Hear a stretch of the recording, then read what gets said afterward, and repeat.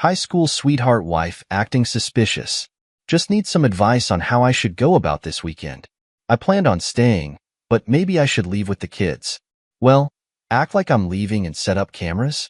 We had cameras, but I took them all out after rearranging the garage years ago. I remember it like it was yesterday, the first time I met Sarah. It was late in my freshman year of high school and I had just made the varsity baseball team. That was a big deal for me. Being a starting second baseman as a freshman, the attention and popularity came with it, but I was laser focused on the game.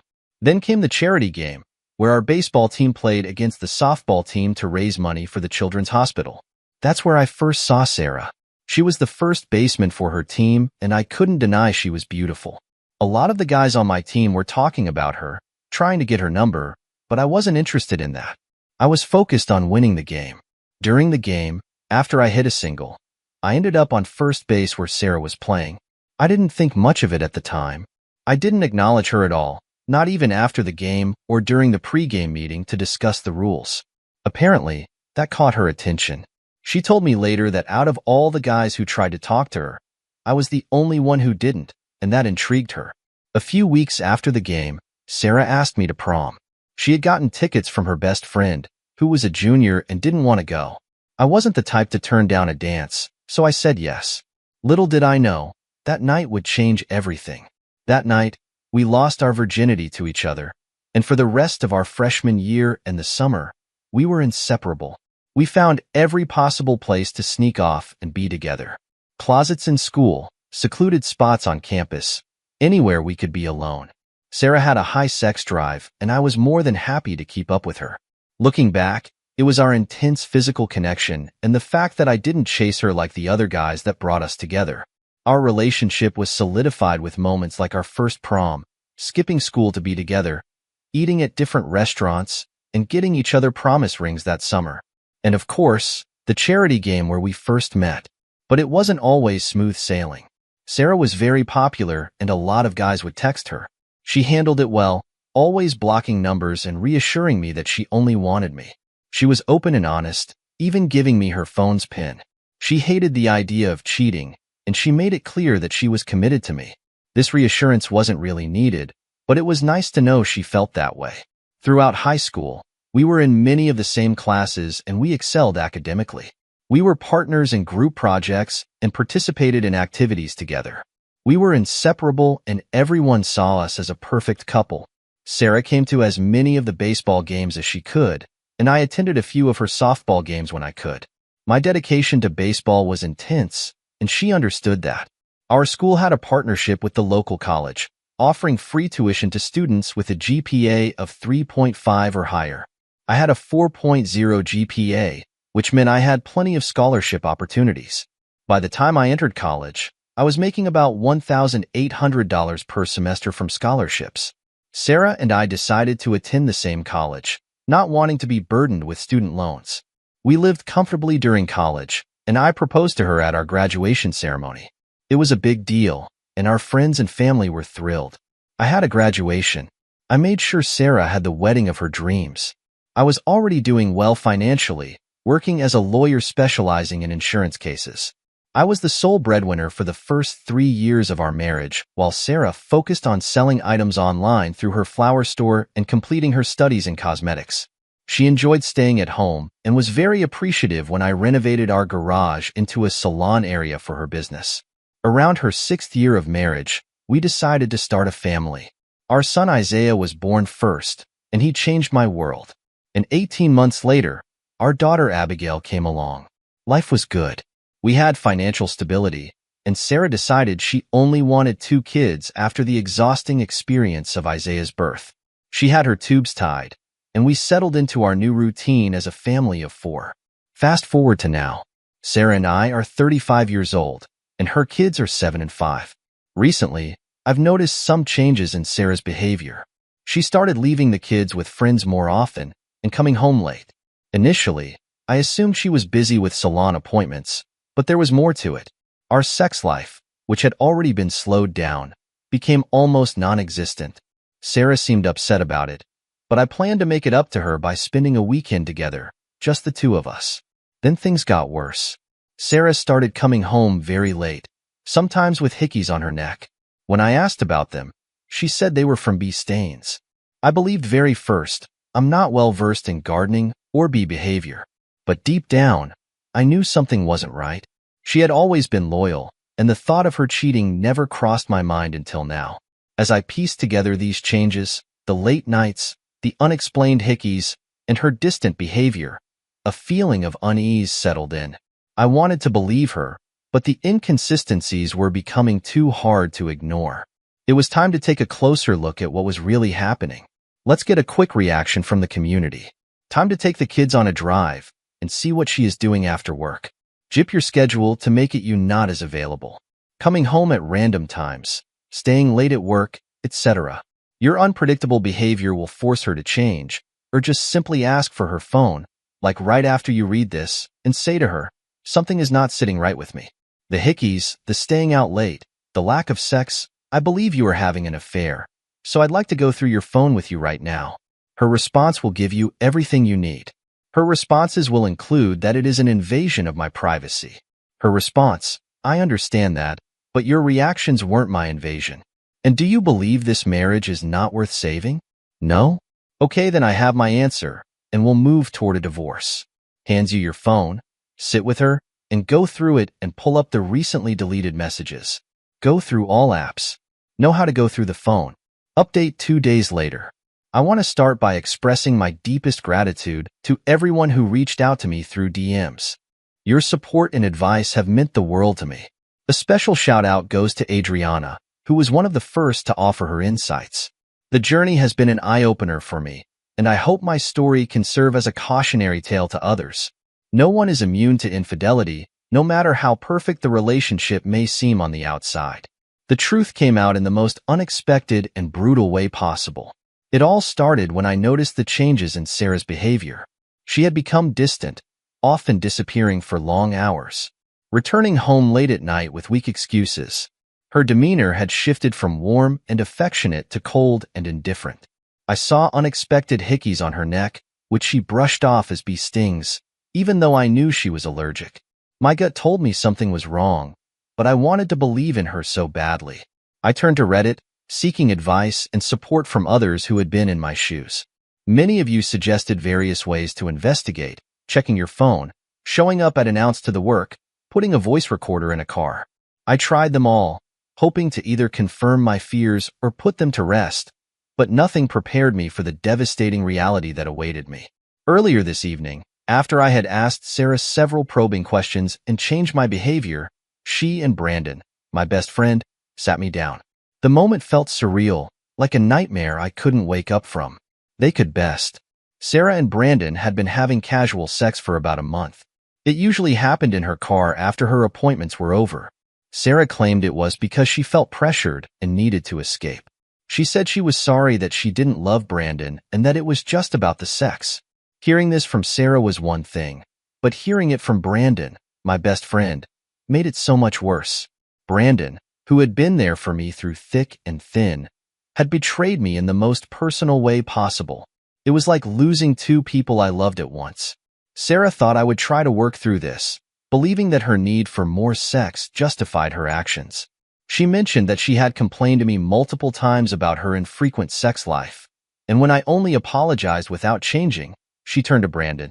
In her twisted logic, it was okay because she trusted him and knew I did too. I felt a cold rage settle over me. I told her she was getting served in 2 weeks. Her reaction was explosive. She became violent, throwing things and screaming. Brandon stepped in, trying to calm her down, and took her away as she cried and yelled at me. An hour later, she texted me, begging for forgiveness, claiming she didn't want a relationship where the sex was infrequent. She said she thought it would be okay if it was with Brandon because she trusted him and knew I did too. At that moment, I realized Sarah was insane. Her justifications were twisted and delusional. The one I thought I would spend the rest of my life with had become a stranger. The person I loved and trusted more than anyone in the world had betrayed me in the worst possible way, and the person who should have had my back had been complicit in it. To everyone reading this, please be aware that even the most seemingly faithful partner can betray you. Infidelity can happen to anyone. Sarah and I were perfect, or so I thought. We had built a life together from high school sweethearts to loving parents. But now I see that even a woman who reassures you constantly can lie.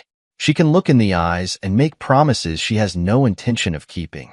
I hope that everyone can find faithful partners and never have to suffer the pain that comes from being cheated on.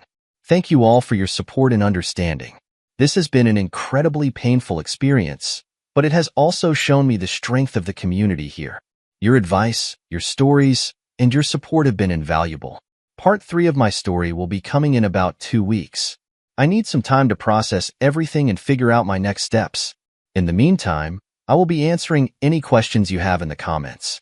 I hope my story can help someone else avoid the heartbreak I am going through. Thank you again. Update, 4 days later. Hey everyone, Jack here. My name for those who wondering a lot of people asked. I want to start by thanking all of you for the incredible support and advice you've given me over the past few days. Your messages and comments have been a lifeline during this difficult time, and I appreciate every one of you. After reading all of your suggestions, I decided to take your advice. I went for an STD screening, and thankfully the results came back negative. But that wasn't the end of the story. I also did a rapid DNA test on both Isaiah and Abby. Isaiah is my son, but Abby is not my daughter. This news shattered me to my core. I've always had a nagging feeling about Abby. Her green eyes never made sense to me, considering both Sarah and I have blue eyes. Now that I know the truth, that's all I can think about. I regret getting the test because it's a constant reminder of Sarah's betrayal, and I can't help but wonder who Abby's real father is. Despite everything, I won't abandon Abby or send her to the devil of a mother. She deserves a loving father, and I will be that for her. I had a thought about during the time Abby was conceived. Sarah was working at a salon about an hour away, and I remember one of her co-workers vividly, Nathaniel. He had those same green eyes and even texted my wife as I said numerous guys did. She texted him back, but it was only to befriend. I thought nothing of it at the time because we were always in a good spot then. After dropping the kids off at my parents' house, I decided to drive to the salon, hugging and kissing Abby before I left. She told me if you loved me, which made me proud. I hate Sarah, but I love Abby with all my heart. When I got to the salon, I found out that Nathaniel was no longer working there. He left around 7 months before Abby was born. It dawned on me that Sarah probably told him she was pregnant, and he couldn't handle it. The clerk, after realizing who I was, gave me his address. She also mentioned that Sarah usually stopped working around 7 or 8 p.m. and Nathaniel would always drive her home. I didn't bother confronting him or asking her any questions. I already knew the truth after that, since she would come home around 1 a.m. I just added this to the long list of betrayals. Brandon texted me apologizing and telling me the news of what has been going on. He said that he had kicked Sarah out because she confessed to him that she had chlamydia. I told him to get tested and that I hoped he didn't have it, even though I would never be his friend again. He asked if I got tested, and I told him my results came back negative. I'll wrap it up here. There will probably be another update for part 4 in the coming week if I figure anything else out, and I've seen people in the past tell ex-spouses to out their soon-to-be ex-wife for having whatever disease she has, and no, I will not do that. Other than that, this is just what I've learned so far. Should I tell Nathaniel about his daughter if he doesn't know? I'm conflicted on if I should just keep it to myself. I don't know. I never thought I'd be in a situation like this. I've come to terms with it since I heard expect bad things will happen, and Abby has nothing to worry about if one day her real dad wants to be in her life. Update, 12 days later. Sorry for the late update. A lot has happened over the past week. My family has been incredibly supportive, and we just celebrated my daughter's birthday weekend. I also had to catch up with work after taking a few days off to process everything I learned about Sarah's betrayal. This part might upset some of you, and I understand if it does. I apologize in advance. After much consideration, I decided to let Sarah come back and live in the guest bedroom. Her parents wanted nothing to do with her unless I forgave her, which I won't. However, I couldn't bring myself to let her be homeless. She was my wife and is the mother of my children. I don't want anything bad to happen to her, but she has 3 months to find a new place to live. She can stay as long as she agrees to give me full custody of the kids and admits that Abby is a result of her infidelity in public city and doesn't pose a threat to the divorce or me losing anything. I want to make it clear that I have no interest in getting back with Sarah. I don't even find her attractive anymore because of everything she's done. Just yesterday, she walked out of the shower naked knowing I was in the next room and tried to change in front of me. I told her off, reminding her to see the doctor about her condition, and made it clear I don't want her and never will. The only thing I'm struggling with now is getting back out there. I haven't really thought about dating, but I think it would be nice to at least have some fun while the kids are with family and I have time to myself. It's a strange feeling trying to move on and think about a future without Sarah. There will be another update once Sarah gets served. She's receiving the papers through her parents' mail, so she'll have to talk to them eventually. Her life is a wreck, and I'm already moving past her trying to pursue new connections. The only concern I have is whether I'll be able to trust again, and if I'm having my soon-to-be ex-wife living in my guest bedroom will make any new partners uncomfortable. Thank you all for your continued support. I'll answer any questions you have in the comments. Update, 1 month later. It's been over a month since my last update, and I can't thank you all enough for your help, but the best thing I could do is to give you what you wanted and write an update. A lot has happened since I last posted, but this is kind of what I got. Sarah has been living in the BS bedroom for a little over 3 weeks now. The arrangement is far from ideal, but it was necessary to ensure the kids' stability during the transitional period. As expected, her parents were furious when they found out about her infidelity in the situation with Abby. They refused to take her in unless I forgave her, and took her back, which of course is not happening. The atmosphere in the house has been tense. Sarah oscillates between periods of tearful remorse and resigned compliance. She knows that any attempt to rekindle a relationship will be firmly rejected. Despite the emotional turmoil, I've managed to maintain a sense of normalcy for Isaiah and Abby. They're my top priority, and I am determined to shield them from as much of this chaos as possible. Sarah has agreed to give me full custody of the kids. We had a lengthy conversation about it, and she finally understood that it's in their best interest. She's also prepared a public statement admitting to her infidelity and confirming that Abby is a result of her affair. This will help ensure that the divorce proceedings go smoothly and that I retain custody of the kids without any disputes. In terms of her condition, Sarah did see a doctor and receive treatment for the chlamydia. She's now on medication and following the necessary steps to ensure it doesn't spread. This whole situation has been a wake-up call for her, and she started therapy to address her issues. While I wish her the best in her journey to recovery, I have to focus on my own healing and moving forward. The divorce proceedings are well underway. Sarah was served with the papers on June 9th, and today is July 10th. We've had several meetings with our respective lawyers, and the process has been surprisingly smooth thanks to Sarah's compliance. She signed all necessary documents to ensure I get full custody of the kids, and we've agreed on a fair division of our assets. Sarah will take her online business and her personal belongings while I retain the house at my savings. We both agreed that this was the best way to minimize disruption for Isaiah and Abby.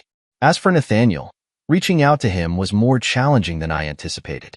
I met him at a cafe, and his reaction was anything but remorseful. He was hostile, denying any involvement with Sarah at first. When I presented the facts, he became defensive, accusing me of trying to ruin his life.